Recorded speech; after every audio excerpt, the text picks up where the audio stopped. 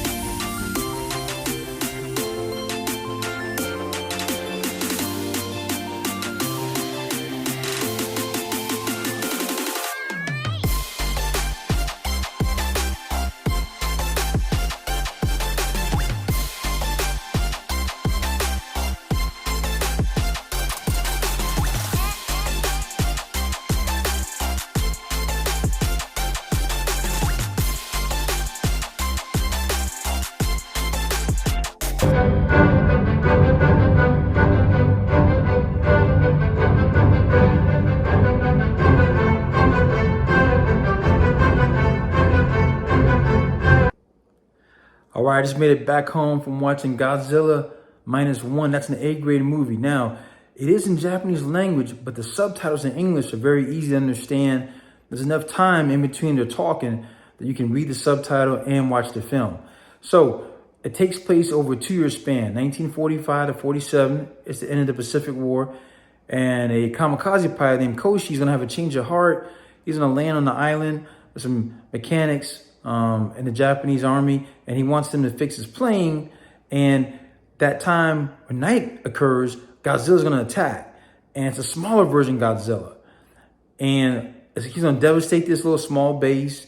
And then only 2 of them survive, which one of them is the pilot, Koshi, and he's eventually going to go back to Japan. During this time, Japan was devastated by the bombings by the U.S. military, and he's going to meet a woman named Noriko, and they're going to become friends.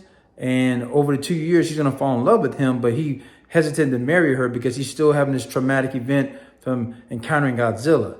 And eventually, Godzilla's going to make his way to Japan and come into the city and destroy it. And that's when Koshi and some other military personnel from the war is going to have to come together and make a plan to defeat Godzilla. So the ending part, man, that part had me in tears, but the storyline's just good. And definitely you're going to hear that music, that Godzilla music. You're going to see it in the movie multiple times. The special effects, it's pretty decent, you know, and it just moves along on the storyline. There's no downtime in the story. So definitely check it out, especially if you're a Godzilla fan, like those monster movies and science fiction. You'll love it. That's my review.